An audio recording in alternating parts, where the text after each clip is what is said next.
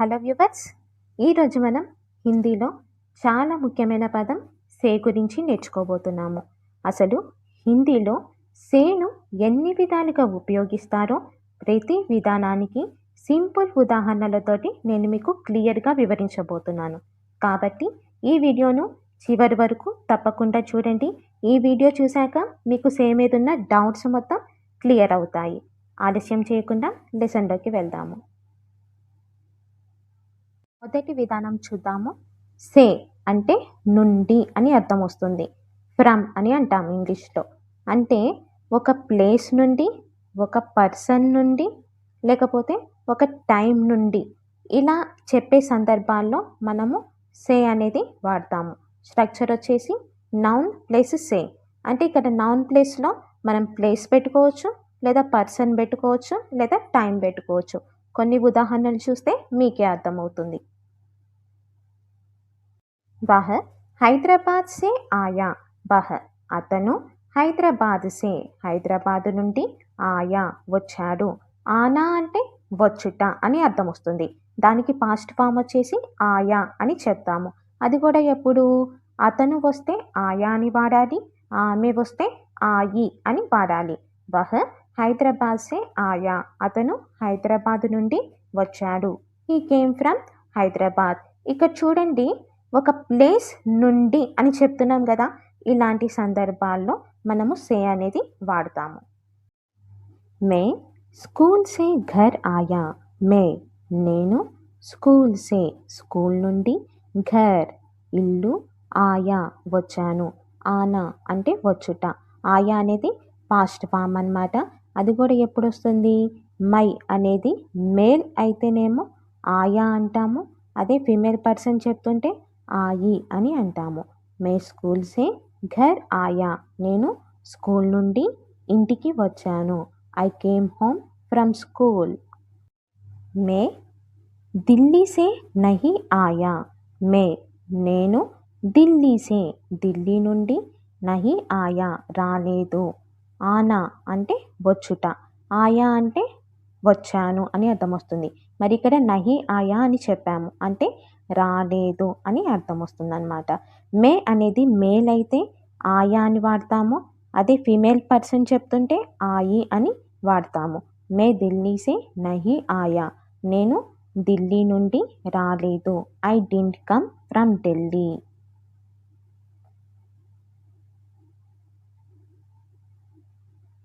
వహ కహా సే ఆయా. వహ అతను, కహా ఎక్కడ, సే నుండి, ఆయా వచ్చాడు. అదే ఆమెకైతే ఆయి అని చెప్తాము. వహ కహా సే ఆయా. అతను ఎక్కడి నుండి వచ్చాడు. From where did he come అని చెప్పొచ్చు. మనం మొదటి విధానంలో సే అంటే నుండి అని అర్థంతో కొన్ని ఉదాహరణలు నేర్చుకున్నాం కదండి. ఇప్పుడు రెండో విధానంలో సే అంటే ద్వారా లేదా తో అనే అర్థంతో కొన్ని ఉదాహరణలు చూద్దాము. మే బస్ సే జా రహా హూ. మే నేను, బస్ సే బస్సు ద్వారా, జా రహా హూ వెళ్తున్నాను. ఇక్కడ మై వచ్చినప్పుడు మేల్ అయితేనేమో రహాహుం అని వాడతాము. అది ఫీమేల్ అయితేనేమో రహీహుం అని వాడతాము. ఇక్కడ మనము ట్రాన్స్పోర్ట్ గురించి చెప్తున్నాము. అంటే ఇక్కడ చూడండి, ఒక బస్సు ద్వారా వచ్చాము, లేకపోతే ఏదైనా వెహికల్ తీసుకోండి, బైక్ కానీ, లేకపోతే ట్రైన్ కానీ, లేకపోతే కారు కానీ, ఏదైనా కానీ వాటి ద్వారా వచ్చాము అని చెప్పేటప్పుడు ఇలాంటి సందర్భాల్లో మనము సే అనేది వాడతాము. ఇలా వీటి వెహికల్స్ని యూజ్ చేసుకొని చెప్పేటప్పుడు సే అనే దానికి ద్వారా అని అర్థం వచ్చేస్తుంది. ఇందాక మనం ఫస్ట్ మెథడ్లో నుండి అంటే ఒక ప్లేస్ నుండి వస్తున్నాము అని చెప్పేటప్పుడు అలాంటి సందర్భాల్లో కూడా మనము సే అనేది వాడతాము. వహ ట్రైన్ సే ఢిల్లీ గయా. వహ అతను ట్రైన్ సే ట్రైన్ ద్వారా, ఢిల్లీ ఢిల్లీ, గయా వెళ్ళాడు. జానా అంటే వెళ్ళుట. దానికి పాస్ట్ ఫామ్ వచ్చేసి గయా అవుతుందండి. అది కూడా మేల్ అయితేనేమో గయా అంటాము, ఫీమేల్కి అయితేనేమో గయి అని అంటాము. వహ ట్రైన్ సే ఢిల్లీ గయా. అది ఆమెకైతే వహ్ ట్రైన్ సే ఢిల్లీ గయి, ఆమె ట్రైన్ ద్వారా ఢిల్లీకి వెళ్ళింది అని చెప్పాలి. She went to Delhi by train, అతనికైతే వహ్ ట్రైన్ సే ఢిల్లీ గయా, అతను ట్రైన్ ద్వారా ఢిల్లీకి వెళ్ళాడు. He went to Delhi by train.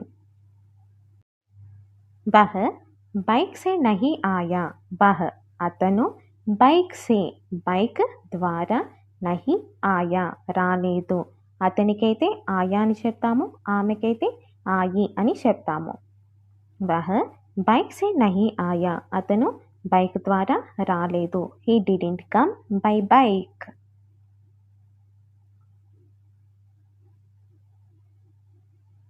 క్యా తుమ్ బస్ సే జాతే హో, క్యా ఏమిటి, తుమ్ నువ్వు, బస్ సే బస్ ద్వారా, జాతే హో వెళ్తావా, ఇది రోజు జరిగే చర్య కాబట్టి ఇట్లా జాతే హో అని చెప్తామన్నమాట.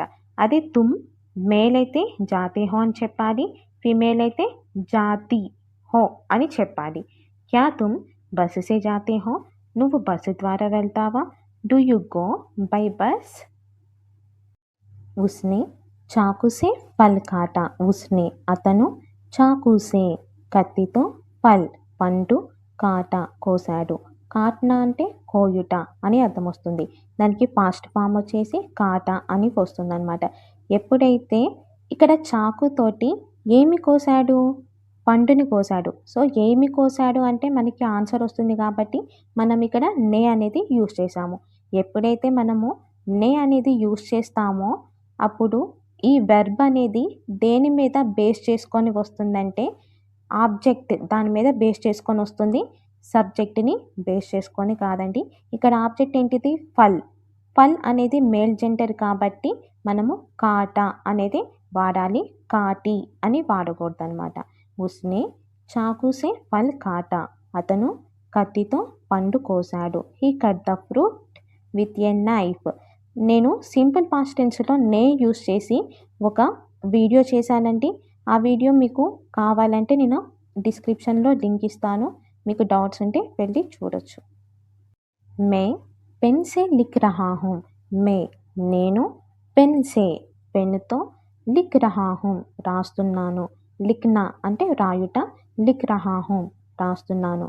మే అనేది మేల్ అయితేనేమో రహా హూం అని యూస్ చేస్తాము, ఫీమేల్ అయితేనేమో రహీ హూం అని యూస్ చేస్తాము. మే పెన్ సే లిఖ్ రహా హూం, నేను పెన్నుతో రాస్తున్నాను. I'm writing with a pen.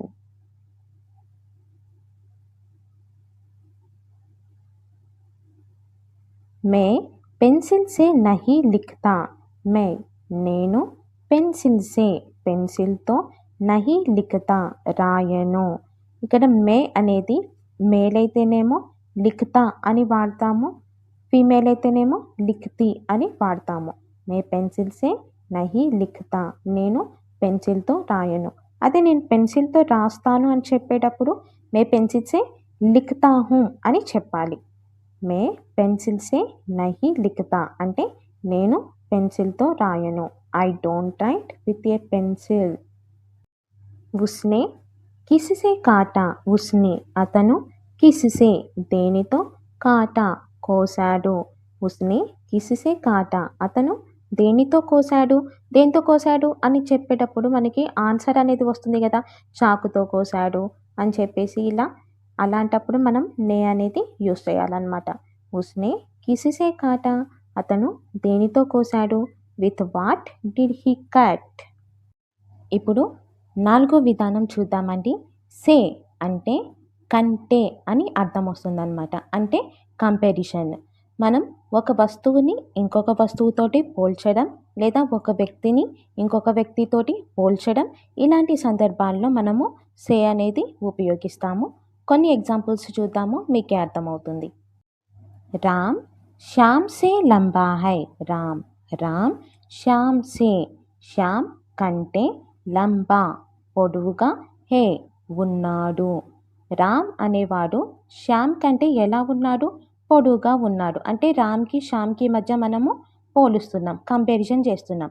ఇలాంటి సందర్భాల్లో మనము సే అనేది ఉపయోగిస్తామన్నమాట. రామ్ శ్యామ్ సే లంబా హై, రామ్ శ్యామ్ కంటే పొడుగా ఉన్నాడు. Ram is taller than Shyam.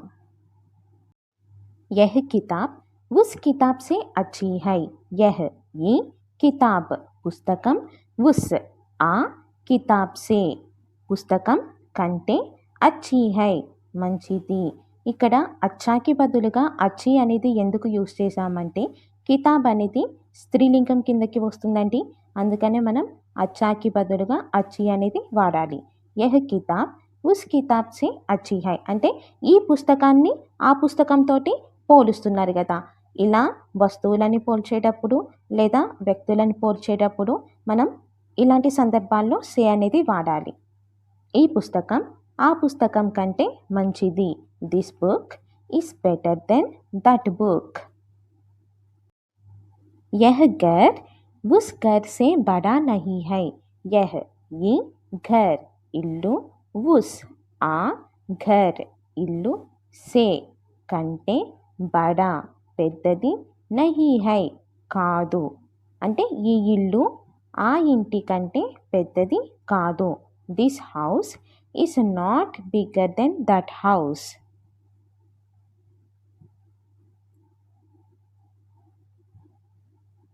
క్యా రామ్ మోహన్ సే లంబా హై. క్యా ఏమిటి, రామ్ రామ్, మోహన్ సే మోహన్ కంటే, లంబా పొడవుగా, హే ఉన్నాడా. క్యా రామ్ మోహన్ సే లంబా హై. రామ్ మోహన్ కంటే పొడవుగా ఉన్నాడా. Is Ram taller than Mohan. ఇప్పుడు 5వ విధానం చూద్దామండి. సే అంటే వల్ల అని అర్థం తీసుకుందాము. అంటే ఒక పని వల్ల ఇంకొక పని జరిగింది, లేకపోతే ఈ కారణం వల్ల నేను అక్కడికి వెళ్ళలేకపోయాను, లేకపోతే నాకు జ్వరం వల్ల నేను స్కూల్కి రాలేకపోయాను, నాకు ఈ పని వచ్చి పడడం వల్ల నేను ఆ పని చేయలేకపోయాను. ఇలాంటి సందర్భాల్లో మనము సే అనేది యూస్ చేస్తామన్నమాట. కొన్ని ఎగ్జాంపుల్స్ చూద్దాము. బారిష్ సే సడక్ గీలీ హో గయి. బారిష్ వర్షం, సే వల్ల, సడక్ రోడ్డు, గీలా అంటే తడిగా, గీలీ హో గయి తడిసిపోయింది లేదా తడిసింది. ఇక్కడ సడక్ అనేది స్త్రీలింగం కిందకి వస్తుందండి. అందుకని గీలాకి బదులుగా గీలి, హో గయాకి బదులుగా గయి అని వాడాము. అంటే గీలి హో గయి. అదే వేరేది ఏమైనా నేల తడిగా అయిపోయింది, నేల తడిసింది అని చెప్పేటప్పుడు పర్ష్ గీలా హో గయా అని చెప్పాలి. కానీ ఇక్కడ సడక్ అనేది స్త్రీలింగం కాబట్టి గీలీ హో గయి అని చెప్పాము. బారిష్ సే సడక్ గీలీ హో గయి. వర్షం వల్ల రోడ్ తడిసింది లేదా తడిసిపోయింది. The road became wet because of rain. बुखार से वह स्कूल नहीं आया. बुखार జ్వరం, से వల్ల, वह అతను, స్కూల్ నహి ఆయా రాలేదు. ఇక్కడ అతను అని చెప్పాం కాబట్టి ఆయా అని వచ్చింది. ఆమె అని చెప్తే ఆయి అని రావాలి. బుకార్ సే వహ స్కూల్ నహి ఆయా. జ్వరం వల్ల అతను స్కూల్కి రాలేదు. He didn't come to school because of fever. बारिश से नुकसान नहीं हुआ.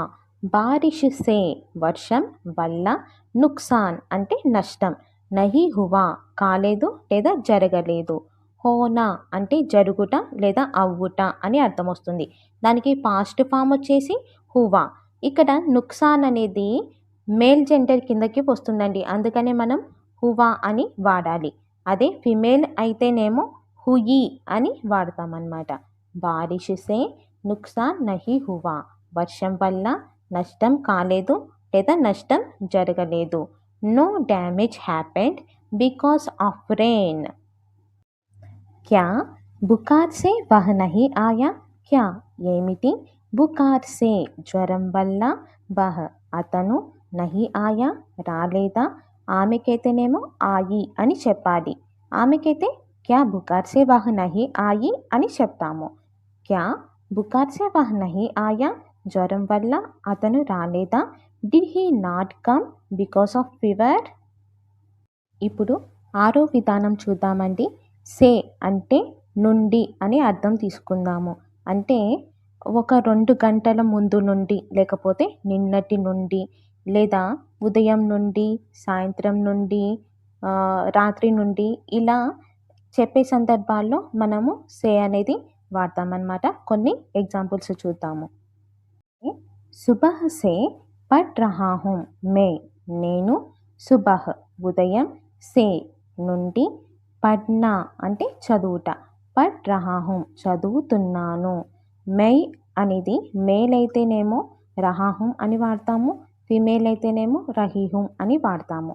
మే సుబహ్ సే పఢ్ రహా హూం, నేను ఉదయం నుండి చదువుతున్నాను. I have been studying since morning. వహ్ 2 घंटे से ఇంతజార్ కర్ రహా హై. వహ్ అతను 2 घंटे से 2 గంటల నుండి, ఇంతజార్ కర్నా అంటే ఎదురు చూడుట లేదా వేచి ఉండుట. ఇంతజార్ కర్ రహా హై వేచి ఉన్నాడు. అంటే ఇక్కడ అతను వచ్చింది కాబట్టి రహా అని చెప్తున్నాము. ఆమె వస్తే రహి అని చెప్పాలి.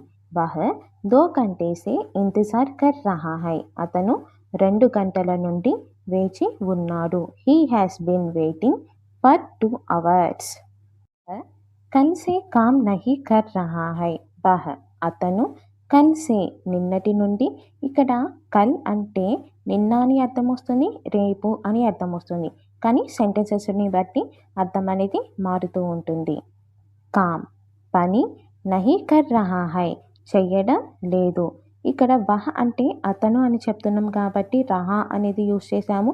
అదే ఆమెకైతే రహి అనేది యూస్ చేయాలి. వహ్ కల్ సే కామ్ నహీ కర్ రహా హై, అతను నిన్నటి నుండి పని చేయడం లేదు. He has not been working since yesterday.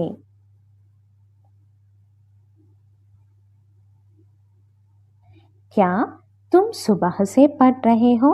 క్యా ఏమిటి, తుమ్ నువ్వు, సుబహ్ అంటే ఉదయం, సే నుండి, పఢ్ రహే హో చదువుతున్నావా. ఇక్కడ తుమ్ మేల్ అయితేనేమో రహే అని చెప్పాలి, ఫిమేల్ అయితేనేమో రహి అని చెప్పాలి. క్యా తుమ్ సుబహ్ సే పఢ్ రహే హో, నువ్వు ఉదయం నుండి చదువుతున్నావా. Have you been studying since morning. ఇప్పుడు 7వ విధానం చూద్దామండి. సే అంటే తో తయారు చేయబడింది అని అర్థం తీసుకుందాము. అంటే ఒక వస్తువు ఐరన్తో తయారు చేసింది, ఇంకొక వస్తువు ప్లాస్టిక్ తోటి లేదా చెక్కతోటి అని చెప్పేసి ఇలాంటి సందర్భాల్లో మనము సే అనేది వాడతామన్నమాట. కొన్ని ఎగ్జాంపుల్స్ చూద్దాము. యహ్ కుర్సీ లకడీ సే బనీ హై. యహ్ ఈ కుర్సీ కుర్చీ, లకడీ అంటే చెక్క, సే తో, బనీ హై తయారయ్యింది. అంటే ఇక్కడ కుర్సీ అనేది ఫీమేల్ జెండర్ కిందకి వచ్చింది కాబట్టి మనం బనాకి బదులుగా బనీ అని వాడాము. ఒకవేళ యహ్ గర్ పత్తర్ సే బనా హై అంటే ఈ ఇల్లు రాయితోటి తయారయ్యింది అని చెప్పేసి చెప్పేటప్పుడు ఇక్కడ గర్ అనేది మేల్ జెండర్ కిందకి వస్తుంది. అందుకనే మనం బనా అనేది యూస్ చేసాము. అదే ఇక్కడ కుర్సీ అనేది ఫీమేల్ జెండర్ కిందకి వస్తుంది కాబట్టి బనీ అనేది యూస్ చేయాలి. ఈ కుర్చీ చెక్కతో తయారయ్యింది. This chair is made of wood. యహ్ అంగూఠీ సోనే సే బనీ హై. యహ్ ఈ అంగూఠీ ఉంగరం, సోనా అంటే బంగారం.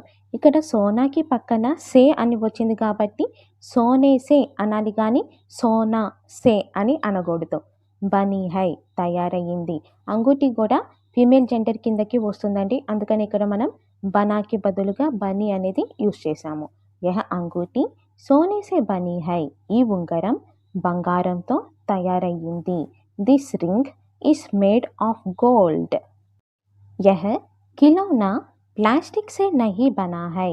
యహ్ ఈ ఖిలౌనా బొమ్మ ప్లాస్టిక్ సే ప్లాస్టిక్తో, నహీ బనా హై తయారు కాలేదు. ఇక్కడ ఖిలౌనా అనేది మేల్ జెండర్ కిందకి వస్తుంది. అందుకనే మనం బనా అనేది యూస్ చేసాము బనీకి బదులుగా. యహ్ ఖిలౌనా ప్లాస్టిక్ సే నహీ బనా హై, ఈ బొమ్మ ప్లాస్టిక్తో తయారు కాలేదు. This toy is not made of plastic. క్యా యహ్ అంగూఠీ సోనే సే బనీ హై.